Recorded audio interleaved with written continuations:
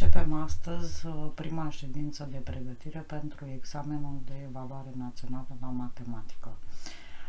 Mi-am propus să discutăm 10 probleme de tip 3 roman punctul 1. Probleme care se rezolvă cu ajutorul ecuațiilor sau a sistemelor de ecuații. Și prima problemă din modelul pe 2025 sună astfel. O echipă de muncitori a construit o pistă pentru 3 biciclete în 3 zile. În prima zi a construit 30% din lungimea pistei, în a doua zi 60% din ce a rămas și în ultima zi cu 7 km mai puțin decât în a doua zi. Verifică dacă în a doua zi a construit mai mult decât în prima zi. Justifică răspunsul dat. Păi să ne gândim la punctul A. Ce ne spune? Ar trebui să comparăm cât a construit în prima zi cu cât a construit în a doua zi. În prima zi a construit 30% din lungimea pistei. O să spunem așa, notăm lungimea pistei cu X.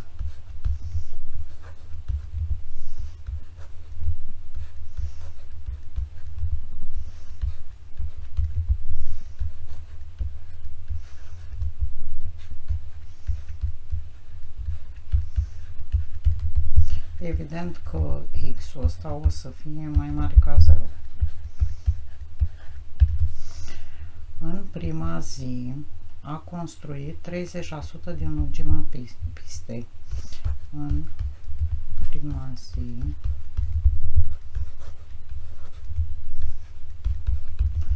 a construit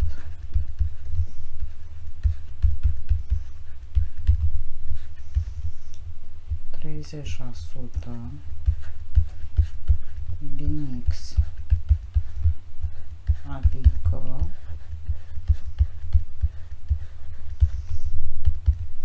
30 supra 100, cuvântul din înseamnă înmulțire, ori X, și este egal cu, simplificăm prin 10, 3 supra 10 ori X.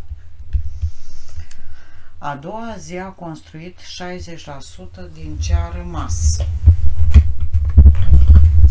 Păi mai întâi o să determinăm ce a rămas.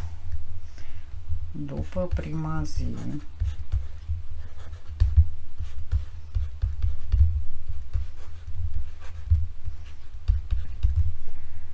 a rămas de construit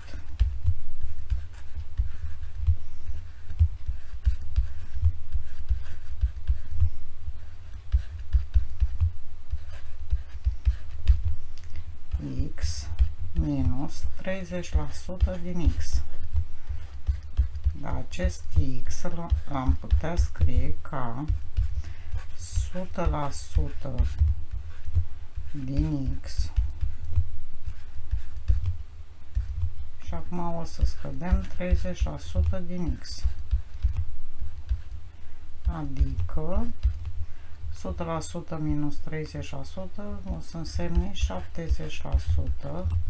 din X. Numai că a doua zi a construit 60% din ce a rămas. Deci, putem spune așa, a doua zi a construit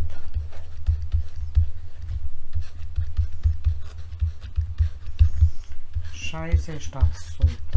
din ce a rămas, adică din 70% din X, adică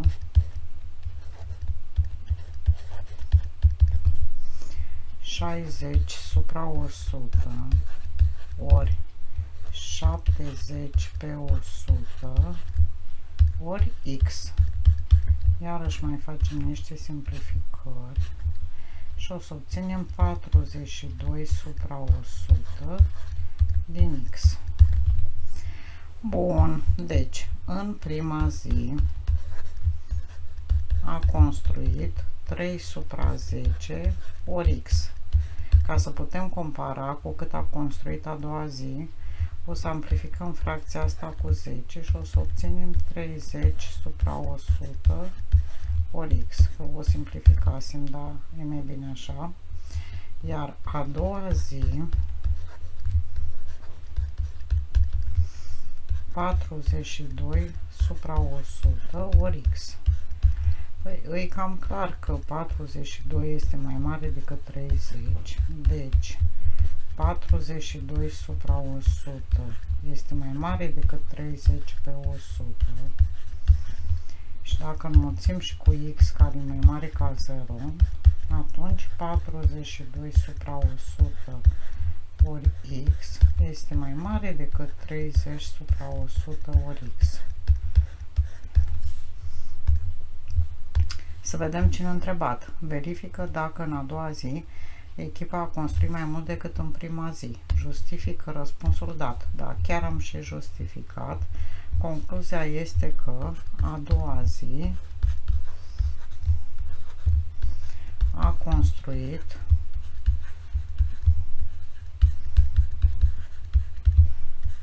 mai mult decât în prima zi.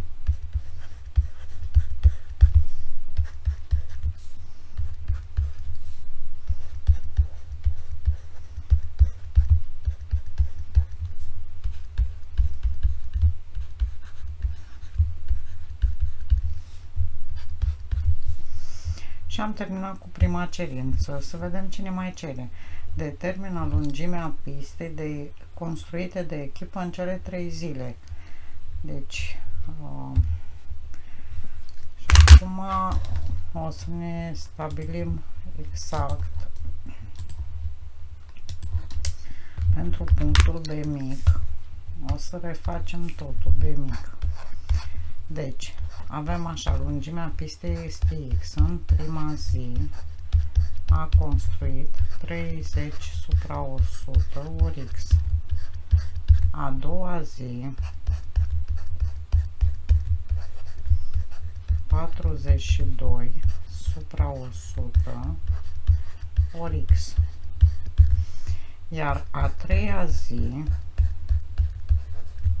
dacă ne uităm în enunț și ne uităm că nu avem ce face, a construit cu 7 km mai puțin decât în a doua zi.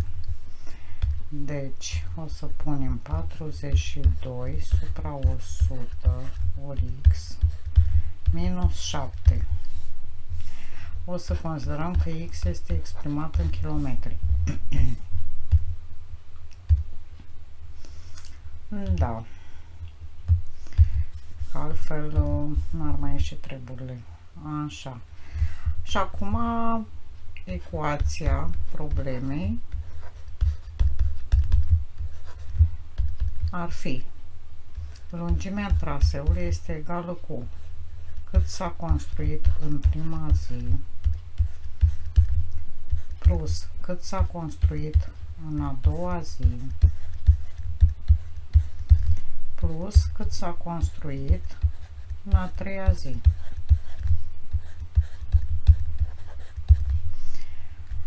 Da. Și acum vedem că iarăși putem să revenim la procente. Am putea să o scriem așa: 100% din x este egal cu 30% plus 42% plus 42% din x minus 7, adică 100% din x este egal cu 72 cu 42, 114% din x minus 7. Dacă îl aducem pe 100% din x în membru 2, o să avem că 114% din x minus 100% din x este egal cu 7. Și obținem că 14% din x ori x este egal cu 7. Și de aici aflăm x. x egal cu 7 împărțit la 14 pe 100, rezultă că x este egal cu 7 ori 100 supra 14, simplificăm și obținem că x este egal cu 50 de kilometri.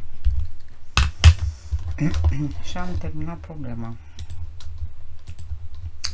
Așa o văd eu rezolvată, mai mult procentual.